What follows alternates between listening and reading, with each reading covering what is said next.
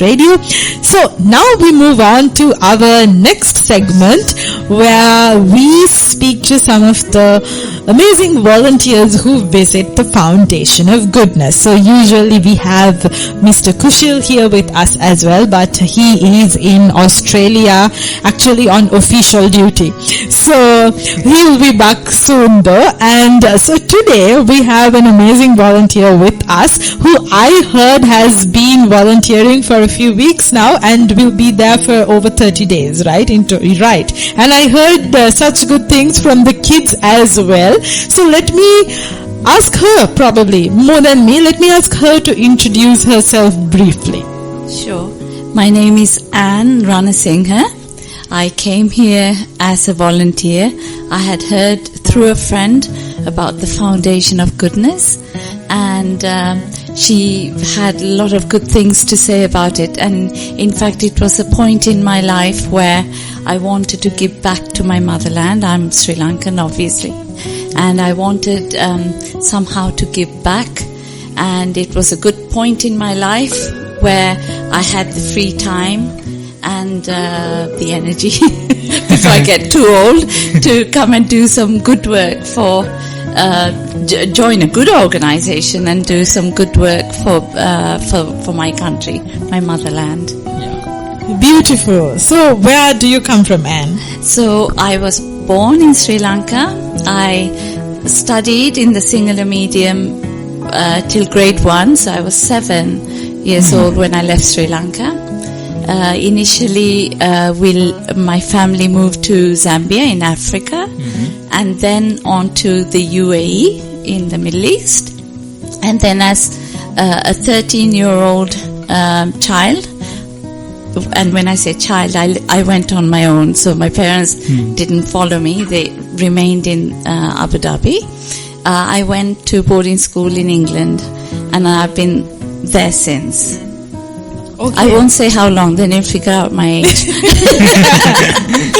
But for a long time. Long time. Okay, yeah, right. You can write in history books. That's how long it is.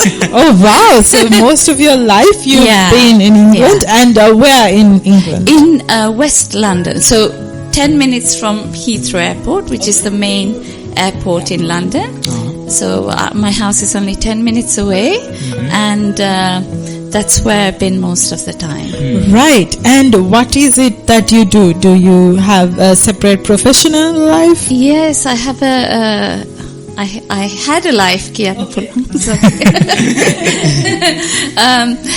in the sense that I after finishing university, I worked for the civil service. I worked for a government department which inspected schools and the standard of education in schools.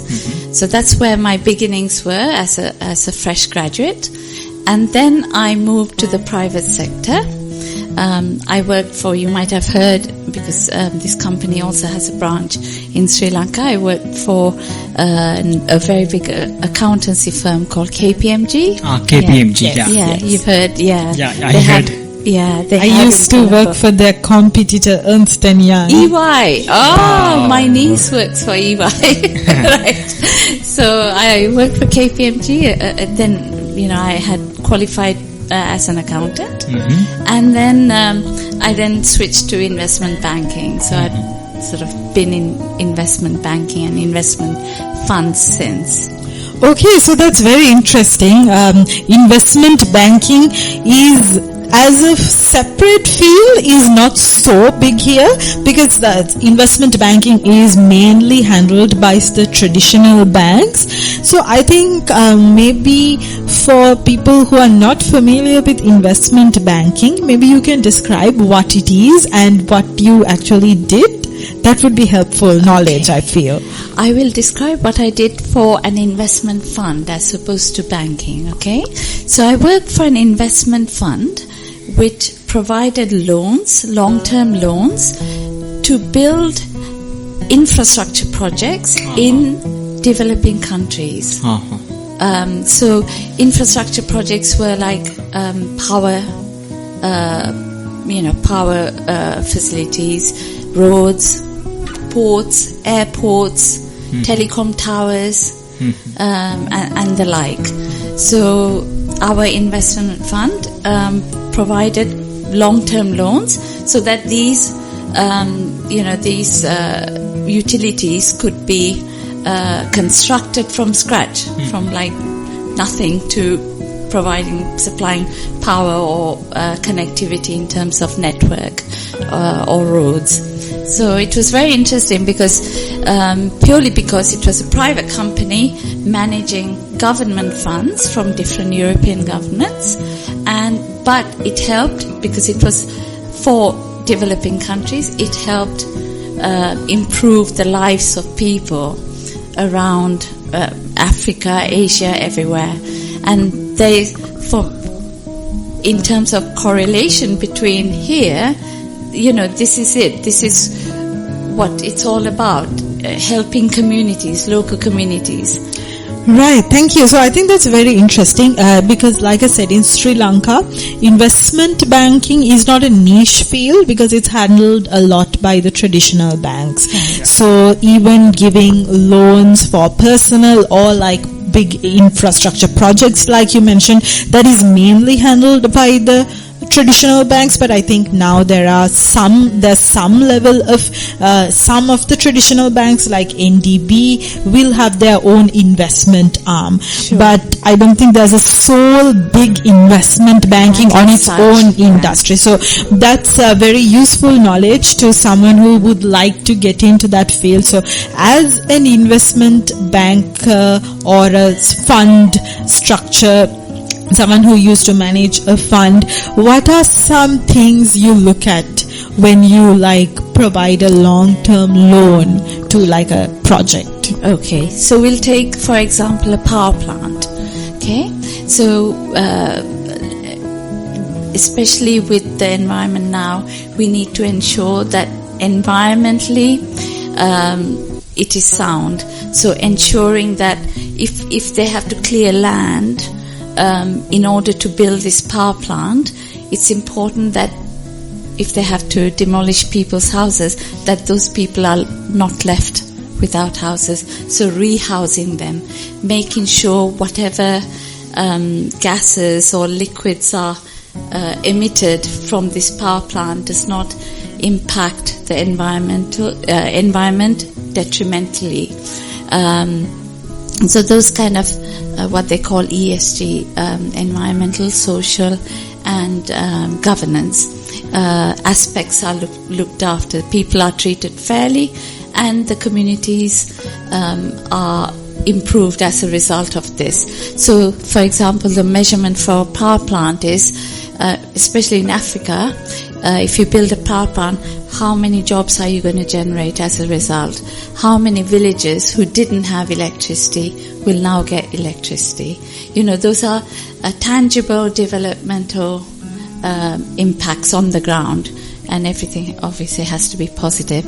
And of course you need to check on the licenses, get the government approvals to operate this, make sure it's pointless producing power if you don't have anyone to buy your power from you. So, making sure that the off-takers and the national grid is has bought into the project. So that's great because there's a heavy social impact angle to it. So it's not just the financial returns that you look at, Absolutely. but you're also looking at how this can really benefit developing countries and communities, and especially from the ESG front, how sustainable and how it impacts the environment and governance and all of that. So that's, I would say, is a very holistic approach of looking at it rather than just looking at the returns you Absolutely. will yield. Yes. So right, great. Thank you for sharing that knowledge with us. And now I would like to ask you about the Foundation of Goodness and what brought you here. Natalie, do you have any questions? Yes, I have a question. You told that you went Africa when you are a kid, 7-year-old kid. So, what are the challenges you faced apart from Sri Lanka? When you travel to Africa, what are the challenges you faced there? Right. So, like you said, when I left Sri Lanka, I was 7 years old. I was studying the Sinhala medium, so I didn't know English at all. The only thing I could say was, if someone asked me, "What's your name?" I could respond, "My name is Anne." And if someone asked me my age, I could respond, "I am 7 years old." But that was the limit. I just knew these two phrases by heart, and that was it. So the biggest challenge was for me to now go into an environment and mix with children of my age or in my class, because I just could not communicate because I just didn't know English, and it was really difficult to get into a group or talk to other children because, with one or two words you're limited. The other challenge was that the education system in every country is different. So what you do here is not what you do there.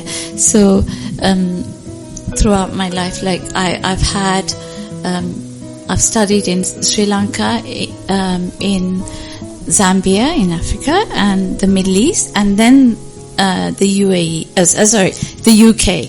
So 4 different educational systems and standards. So that's been a challenge throughout during my studies. Changing systems, changing friends. It's not really nice, you've made really good friends in 3 years and then you realize, your parents want to move and now you've got to start all over again. So those are the challenges. Thank you. And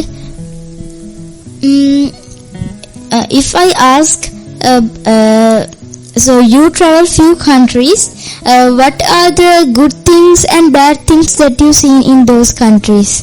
Right. The transition from Sri Lanka to Zambia in Africa was similar, because the way of life and the levels of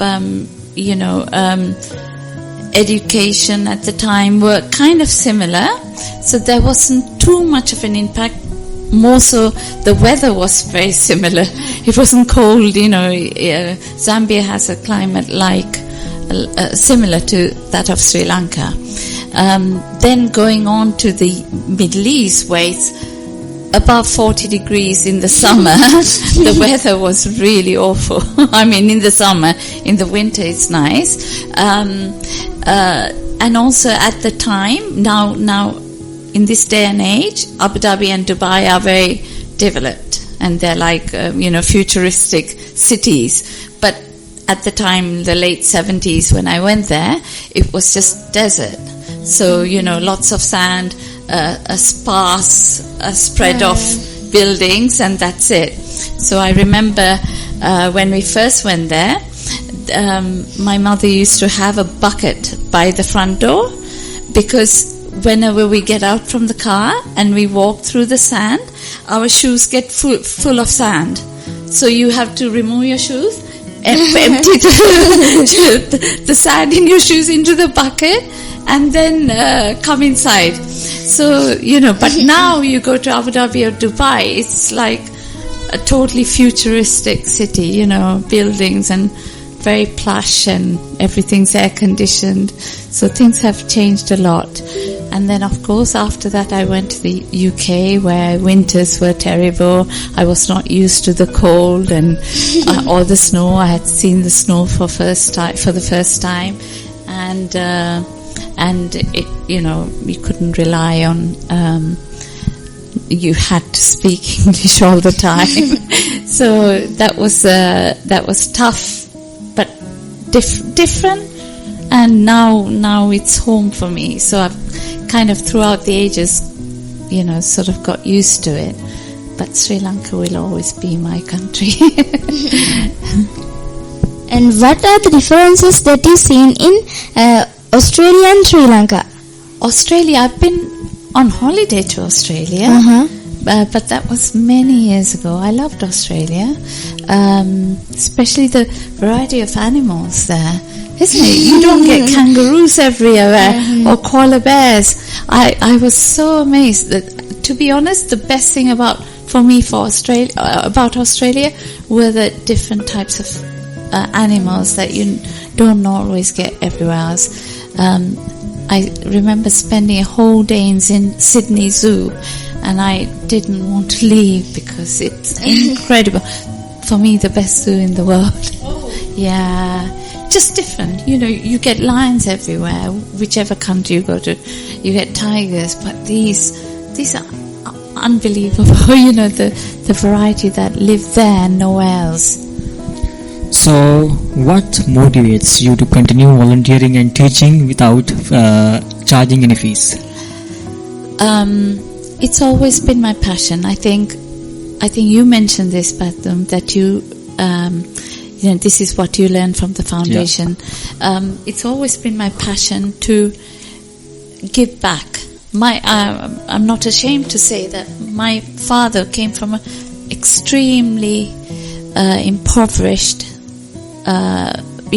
area and family. Mm-hmm. So my father was from a very, very small village near Nigambo, and he had a tough life. He was chosen to enter university, but he could not go because simply his mother couldn't afford it.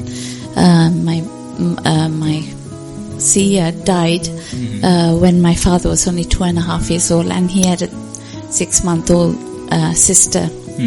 And my grandmother brought up 7 kids on her own. She sold vegetables in the market, so that's how poor they were. And my father was the cleverest out of the 7.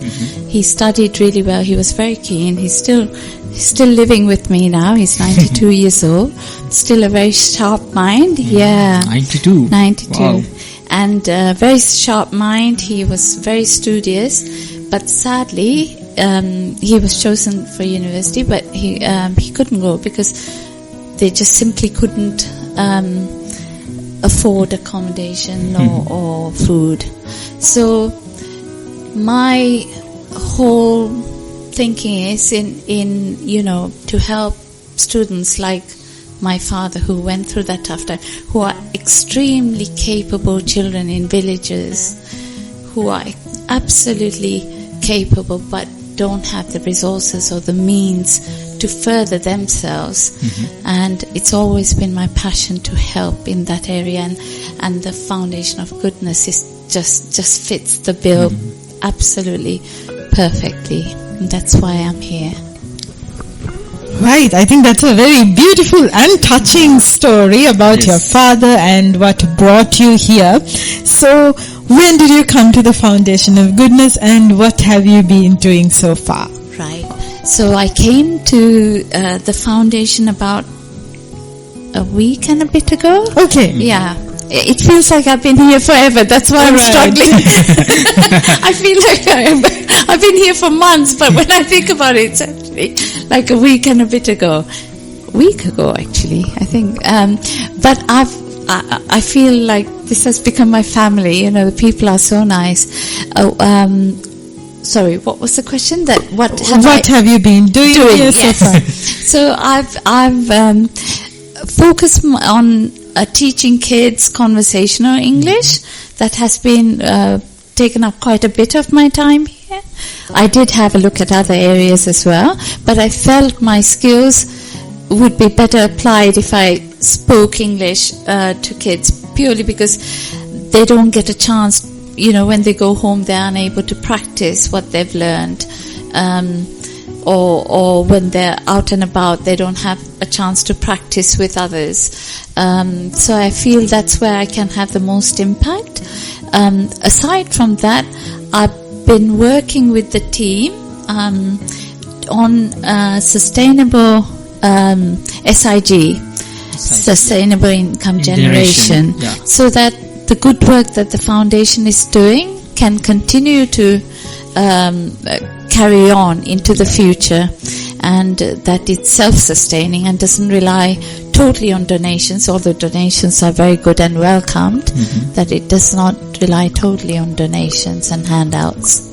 I think that's a very important area to look at, and actually the foundation has done remarkably well in that area, because Kushil was saying that there's a significant percentage now that's generated from sustainable income generation, and I think for a non-for-profit organization or a volunteer organization says this, that is remarkable, because I personally haven't heard a lot of organizations have that level of sustainable income generation. And the more you focus on it and the more work you do, it's just going to increase, and hence make it very easy for the foundation to run self-sufficiently. So that's great that you're supporting in that avenue. And so you mentioned that you've been helping students with conversation English. How has that journey been? Do you have any remarkable or touching experiences you'd like to share with us? Yeah. It's amazing because first of all, something that I've noted is that there's the whole spectrum of children who can speak is, from those who can't speak a word through to people like Natalie who are quite fluent, So I've kind of had experience across the board. A challenge that I have faced is when you're in a classroom and you have a child who speaks no English and a child who's quite intermediate or fluent, then how do you balance them? So I have felt that it's best that children get the best out of it if they're in groups of equal understanding and knowledge. And also what I've noticed is that children tend to be shy here. So they're shy to speak, even though they know a few words and they're able to string sentences together. But they're shy to talk in case they make a mistake. We all make. That's how I learned my English. So when they're in a smaller group, they're more likely to speak up. And so I found that working in smaller groups has bigger impact. Yes, I think that's correct, because in a large classroom we give the knowledge the same to all the students, and it's very difficult for those who are not up to the speed to catch up. In fact, I think me and Natalie were speaking about that in the morning, because Natalie is also helping with one of Mr. Bashita's classes, and she had noticed that there are few students who are behind compared to the rest. And the more you teach everyone equally, what happens is the more the other students fall back and they themselves get discouraged. So that's when we should come in and ensure that everyone, obviously you can't teach everyone equally when they're in different standards. So what we should do is have different methodologies, have different, maybe to the best of our ability. I know this is easier said than done. Have separate classes if possible, or give those students who are lagging behind some special attention. So Natalie has brought it up and I actually conveyed that as well. So let's see how we can take that forward. Yes, that's a great observation. Natalie and Patun, do you have any questions? So what experiences are you gaining from the foundation? The experiences is the interaction with the people. I'll tell you what I found good about the organization. There are a few things that I've noticed. First, the amount of people that come here, just the sheer numbers. Limited resources, limited class sizes, but the sheer numbers that flow in through the gate every day. That's impressive. The number of courses offered is absolutely impressive. I didn't know half of it before I came. I didn't know you did, dancing and music and, cookery and lace weaving. I didn't know any of that, you see. So, and Japanese, how varied it is. It's incredible. I'm so, apart from being surprised, I'm absolutely impressed by the variety. So, you are accommodating a range of courses to sort of fulfill the ambitions of different people, that's impressive. The people who run this place, I didn't expect it to be as organized as it is. It's difficult to organize such a variety of things.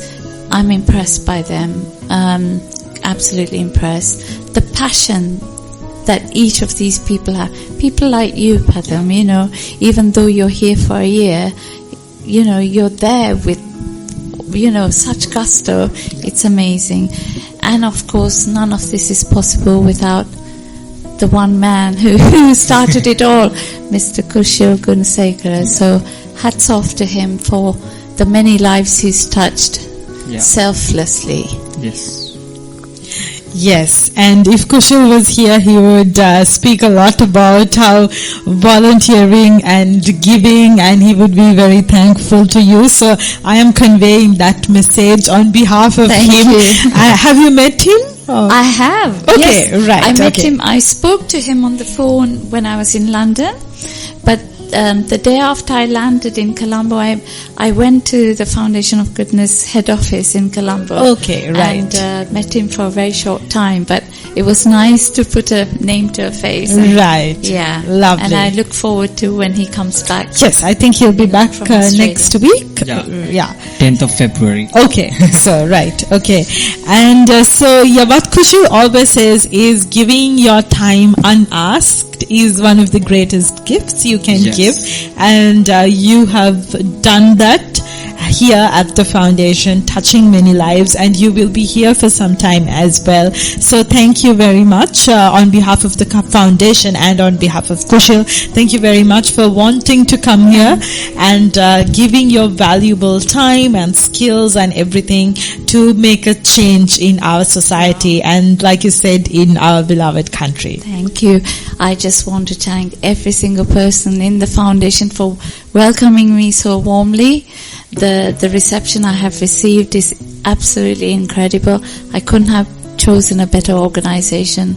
I couldn't have chosen a better place to give my time to.